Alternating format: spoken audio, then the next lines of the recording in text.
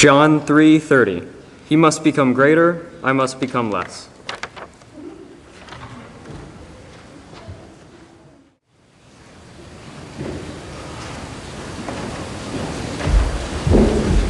Good morning.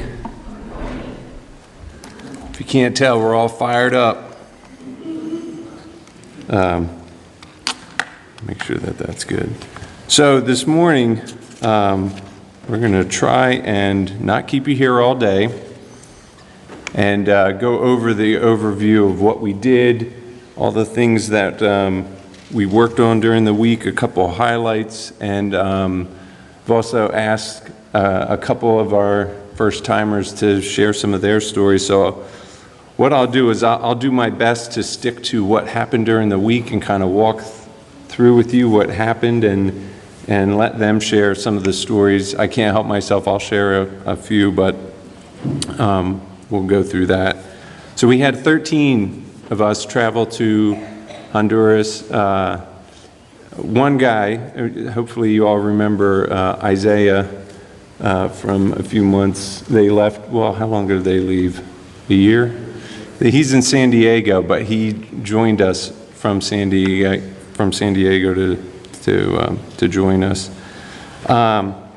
So when I think of the trip, we started last Thursday on the 27th and came back technically Friday at 2:30 a.m. But to begin, I want us to back up to Wednesday before we left. This is when I think God showed how he was going to work in this trip. And I'll walk through this pretty quick. 10:15 a.m., I decided to print off some forms to hand out to the team. We have to fill out entry forms in Honduras. And when I was going through that, this line jumped out. And it said, passports must be valid for 6 months or you are not allowed into Honduras. And it sparked a memory. I remembered early, like months ago, emailing Mission Lazarus about a passport that was going to expire in 9 months. Well, I didn't know how long it was, but I knew there was one that was short. And I found that passport. It was Jerry's. It was 9 months, so we're fine. And then I thought, well, maybe I'll go through and check everyone's just to make sure. And I have pictures of everyone's passport. And I'm going through. I get down to the bottom, and there's Wyatt Sizemore. It expires in 4 months. That was at 10:15. At 10:23, I start drinking Pepto because I felt so sick that I had missed this, and I'm worried about Wyatt not going. And at 10:23, I sent a text to Jerry and Debbie in a panic. I said, Wyatt's passport expires in 4 months. And the first response was, all right, what kind of options do we have? So that was at 10:40, I started emailing Jared and Amelia at Mission Lazarus, and they said, guess what? We get this all the time. For some reason, groups will have people, and they said, at this point, your best bet is to just chance it. Drive to the airport. Sometimes they'll print your boarding pass and not check and let you go. But if they do check, you're not getting on the plane. And one of the texts I got back from Debbie was, I'll drive to the airport with you guys, and if they don't let them go, that's what we'll do. 11:27, I meet with a group of guys to pray at work in the morning. And I sent an email called Prayer Warriors. And I said, guys, we need to pray hard. Pray that God will make this work. I don't know how he could do it, but make a path.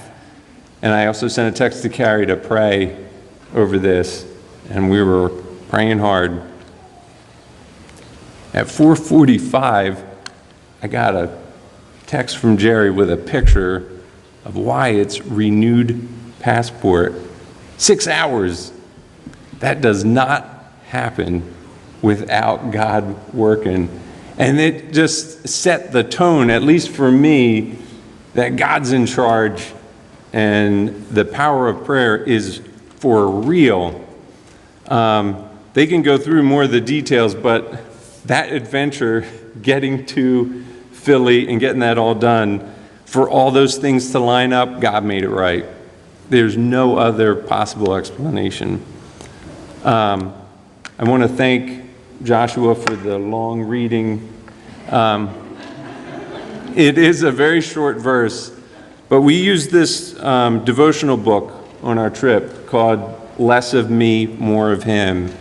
And that verse, he must become greater and I must be less, or actually I had it the other way. I must be less and he must be greater, is John the Baptist talking about Christ. And it's such a short verse, but when you really start thinking about that, that impacts you in a huge way. So that was our focus on our devotionals every night. And I won't read through all of these, but every night there was a different section that talked about how we could be more like Christ in his kindness, more like Christ in his grace, more like Christ in his humility and unconditional love. So that was our theme that we just kept going over during the week. I think that was really helpful. So when we get to Tegucigalpa in Honduras, instead of an 8-hour ride in a truck, we got a little tiny plane to fly in from Tegucigalpa to Choluteca. I thought it was awesome.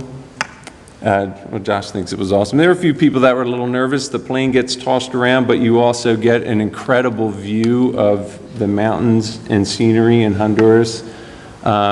It's only a 20-minute plane ride, but that 20-minute plane ride saved us about 7 hours or so. Well worth the bouncing up and down in a little plane. So that was Thursday. We were able to get to the ranch by dinner time. This was our work site. So Friday was a full day of work. This is one part of what we are working on. This is a cafe and roastery that's going to be located on the Mission Lazarus Ranch. And I can explain the details later, but so we were doing the roastery, and then this side of the building is going to be a conference center, which is right next to it, and that's going to be on the ranch. And one of the things we talked about at the team, and I want to be able to explain, is why would we work on a cafe and roastery and conference center in Honduras? There's so many people that go and build homes, deliver food, do all kinds of things like that that seem real impactful to someone specifically and help someone that's really poor or something like that. What this does is help Mission Lazarus make a bigger impact in Honduras even when we're not there. The Posada at the ranch is a working restaurant, hotel, and they've been having weddings and all kinds of things from local Hondurans there. And what this is going to do is help Mission Lazarus employ more people and interact with more local Hondurans that are there.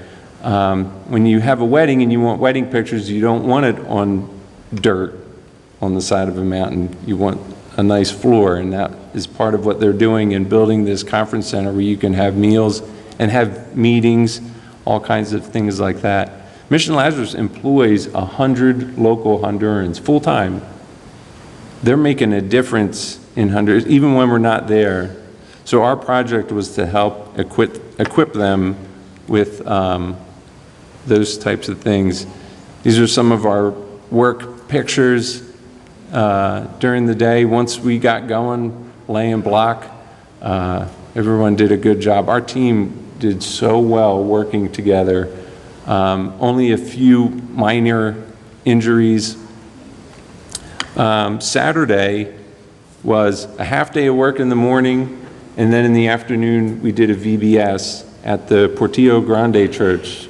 So this was our first afternoon doing VBS. The kids meet them, everyone was kind of shy and quiet.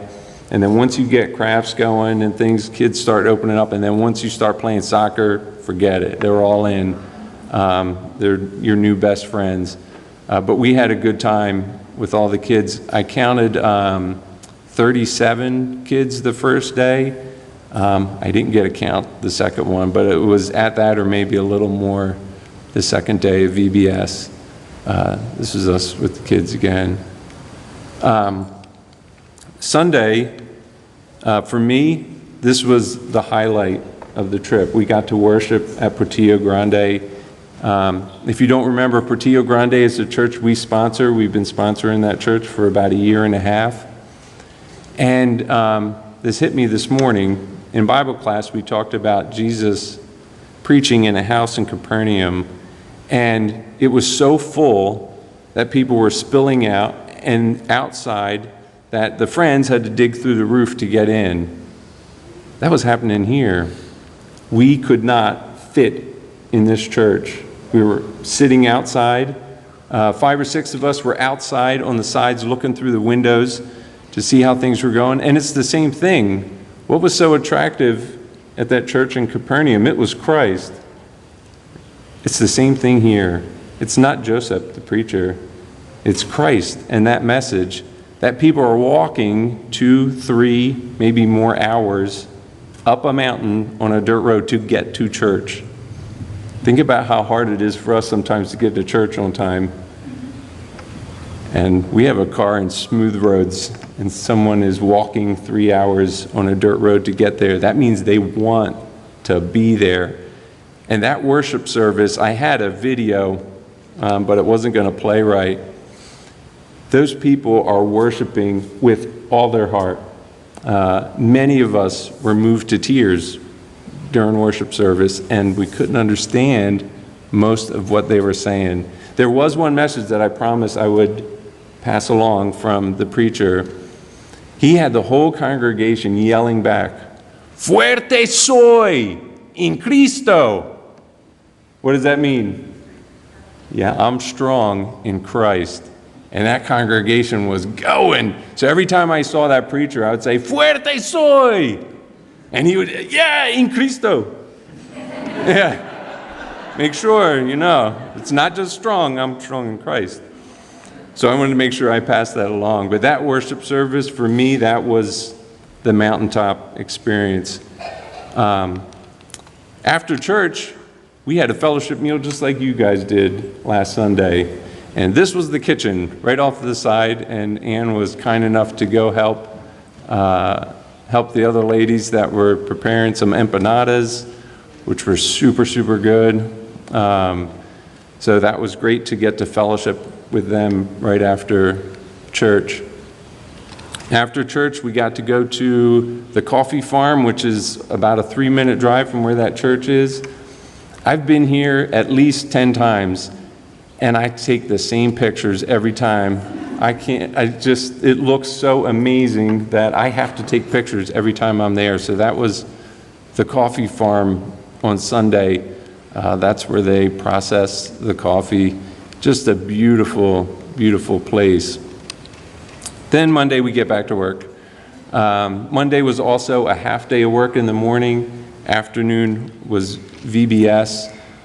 This was our little invention to pull dirt out of a truck. I don't know how many truckloads of dirt, but we had to backfill the conference center floor and make that level, and it was just one truckload of dirt after another. So we came up with that little invention. Some more of the guys laying block. We had some talented bricklayers on our trip this year. This little guy, that doesn't look real intimidating, I don't think, but on the floor of that conference center was this stump. And our Santos, who was El Jefe, the boss, said, "We need to get this stump out so it doesn't rot, and then the floor have problems." And I think Wyatt was the one who started on it. He gets a saw and he's trying to work on this thing, it's not working. And then we go, more and more people start working on this stump. And then finally, I asked one of the workers, I said, "Quebracho?" And they said, "Yeah." Quebracho means axe breaker. That wood is called axe breaker. And while we were trying to chop through that thing, we broke a sledgehammer, and we broke an axe. It's legit. It really is axe breaker wood, and it literally did it to us. And I think everyone was just taking turns trying to whack at this thing and knock it out. And eventually, we got it out, and I got pieces of it up here. We brought some of it home. We had it cut up. If you want to, we passed it around like the Stanley Cup. We held this thing up. Everyone passed it around, gave it a kiss. You felt so good to finally get that thing out, but I can't imagine if that thing were any bigger than it was, how we would have gotten it out. But it is seriously strong wood. One of the other amazing things that happened on Monday that I don't know about personally, Joseph, the preacher at Portillo Grande, will go around and do home visits. And they said you could pick 3 people to go on a home visit with Joseph so that you're not overwhelming some family. Imagine if you haven't been in church in a month and the preacher shows up with 13 people to confront you maybe about why you haven't been to church. So we picked 3, and we picked Tamala, Wyatt, and Brianna to go. 3 that haven't been before and maybe seen some things like that. So if you want to hear more details about a home visit, talk to one of those 3. But I know when they came back, they were telling me how amazing it was. This was some more of our work days. Brianna looks thrilled. That was one embarrassing thing for you. This is a funny story. Our last work day, about 1:30, we could see this storm rolling in off the mountain. And it started pouring hard, and we all run out, even the Honduran workers, and we're standing under the patio at the store. And Aaron is out there cleaning the tools. It's also funny, he was using a hose, and you can't tell, but at that point when I took that picture, it's pouring down rain, and I think it just shows some character that Aaron has where it doesn't matter if it's pouring, he's going to keep working and get some stuff done. And we had fun watching him work. It was good. This is where we left off with the cafe, and that's how much of the wall we got up at the conference center. I think it was a tremendous amount of work. Everyone was working fast and hard, and no complaining. This is from inside the cafe. If you notice the big openings in the corner, those are going to be big full windows. So you'll be able to look out, and that's where the coffee roaster is going to sit, right in that corner. And then over on the right-hand side, they'll have a big long table where a barista can be and make coffee and things. And if it's anything like Mission Lazarus, I know it's going to be gorgeous when this is done. And I'm probably by next year when we go, we'll see this finished. Wednesday, we were able to do a tour of what is going on at Mission Lazarus. This is the newest clinic that is located on the Mission Lazarus Ranch. It's important because they have clinics in other areas, but they're pretty far away, but they didn't have something close by to help with all those employees that they have, the Honduran workers and people in that immediate area. So the Honduran workers are able to come here and get checkups and physicals. People that need daily medication, like for diabetes and other things, are able to come to the clinic at the ranch, and that's up and running now. They have a dental area. Josh had a toothache, so Zach, I think, took care of it. That was a good time. Just to make sure everything was working, we wanted to make sure it was all good. We also got a tour of the carpentry school. They teach vocational school at Mission Lazarus. That's our stump that they were going to cut for us on that table saw. That's a great, great program. I think it's 7th, 8th, 9th grade. Am I right? Does someone right? Yeah. So you have a day where you go to school and you're getting taught 6th, 7th, 8th, and 9th grade, and then a day where you're learning a vocation. and then you alternate back and forth. I think they said there were 19 kids right now enrolled at the vocational school and at the leatherwork school. This is kind of my favorite. I have a wallet, belt, all kinds of things from the leather vocational school. That was great to see the things that they're doing. They also have a sewing vocational school. We kind of sort of saw that when we were there at VBS, but I didn't get specific pictures of that. We got a tour of the children's refuge and the farm that's around there. There's a big barn and stuff where the kids are at the refuge. That's the church building we worked on in 2015, 2 years ago. We did one little tiny part in the front and came back and it looked like that. When we looked at it, it didn't look that nice, but it's a beautiful church. That's where the kids from the children's refuge go to church at.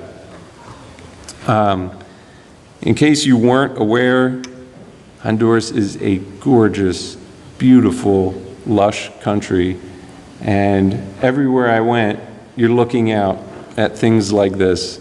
That is Prayer Rock on the Mission Lazarus Ranch. We'll hike up there and you have a devotional, just sit and be quiet, let a breeze go by. Beautiful, beautiful place. That's another view from the coffee farm. All right, and I'll leave you with this up here, and then I want to ask Tamala and Wyatt if they would come up and share some of the, I'll tell you the 4 questions I'm asking them to answer. What prompted you to go? How did serving affect your relationship with God and with those here at KOP? 2 or 3 highlights that they would like to share from the trip, and how has this trip changed your perspective on everyday life? So if you guys don't mind coming up, you can. You waiting for someone to make the first move? Okay. So I'll answer the first question, what prompted me to go to Honduras? And I have to start with Psalm 23.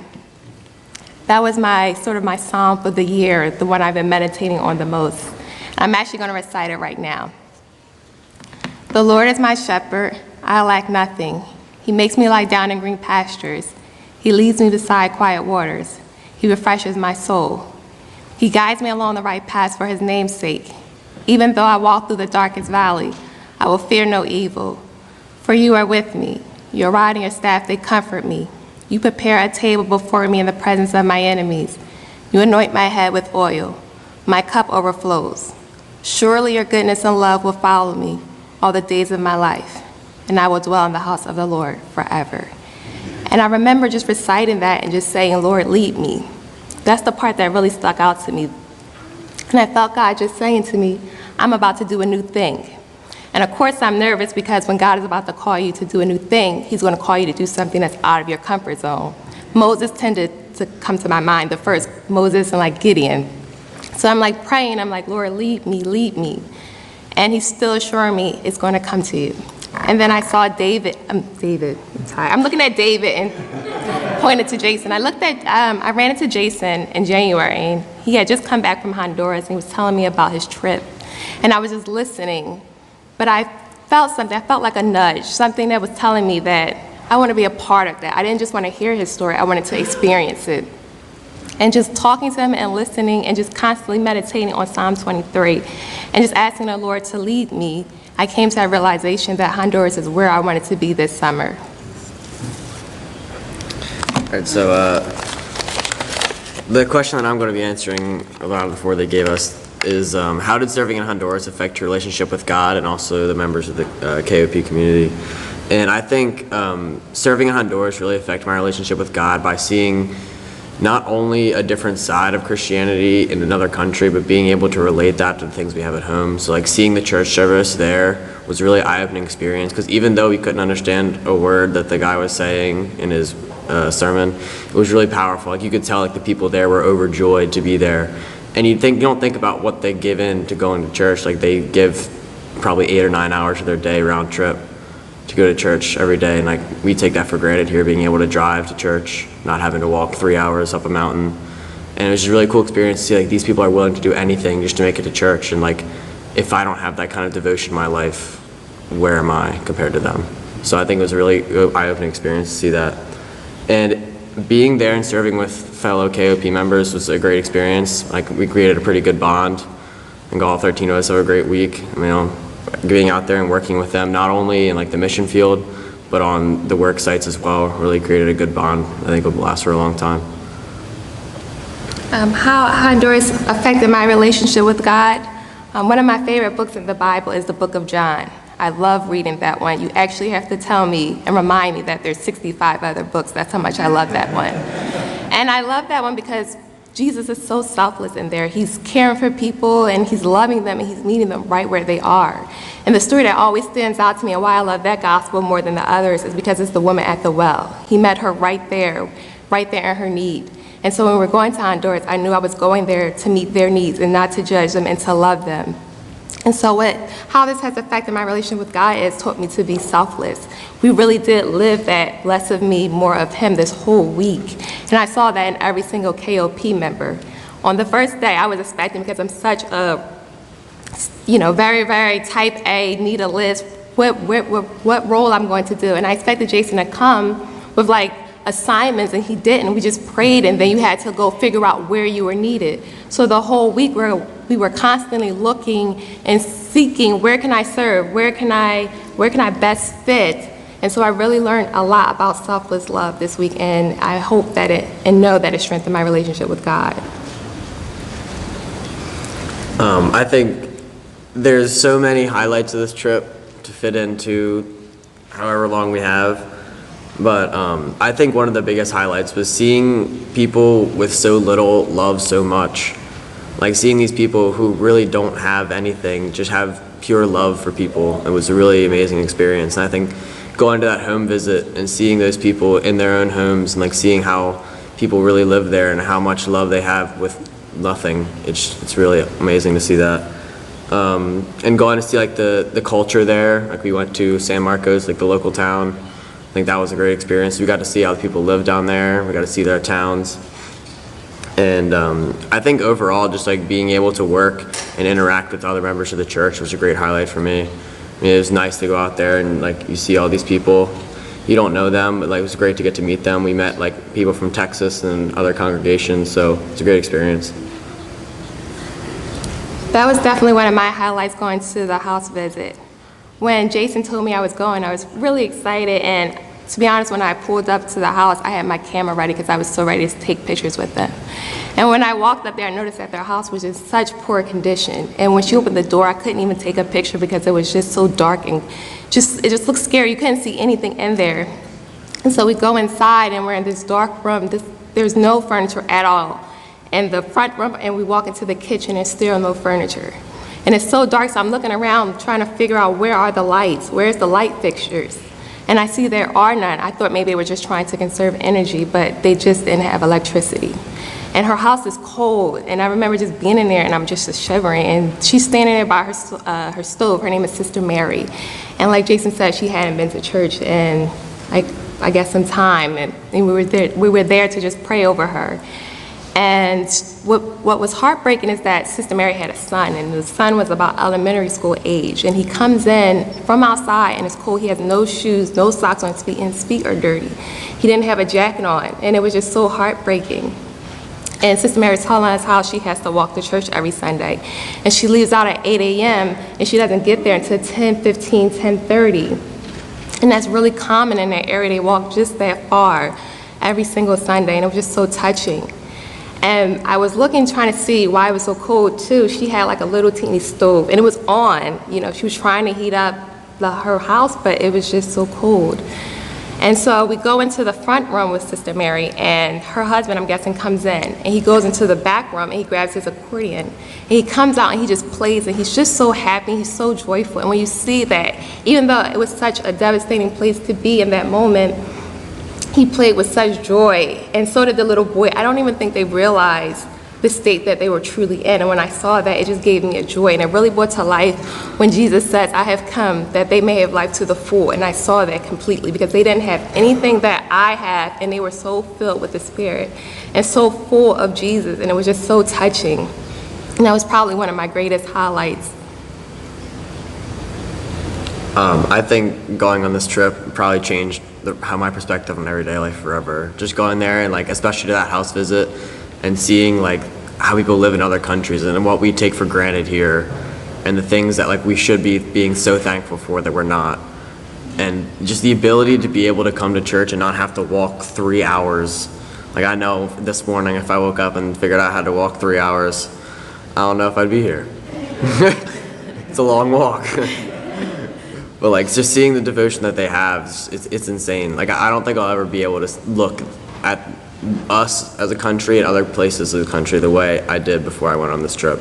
I think forever my perspective has been changed by seeing these people and seeing what we take for granted here. And how has the trip changed my perspective on everyday life? I think it was about day 3 or so. I wasn't feeling well in the morning. I just kept feeling something nudging me, and I kept rolling back and forth. And I remember just slipping on my sneakers. I still had my pajama pants, and I just put on a hoodie and went outside. And I knew immediately, as soon as I stepped outside, God was the one that was calling me to come out there. And so I walked up to what is called Prayer Rock, and it's like this beautiful mountain that you can just look over and see all of Honduras and all of the beauty. And I just sat down there and I said, Lord, I don't know if I'm being helpful to these people because I don't speak the language. I'm finding that everyone speaks just Spanish and I don't know what to say. And I thought when I would come here, I would be able to tell them more about you, but I'm finding that I don't know the words to communicate that. And I just felt God say to me, you are helping them. Love doesn't just have to be translated just through words. Every time I went out there and I picked up that shovel, picked up that brick, I was loving them. When they smiled at me, even though they couldn't speak English, we were loving each other. We were communicating beyond the words. And that has been one of the greatest lessons that I have learned, that we can love others just by simply through our actions, even if we don't speak the same language.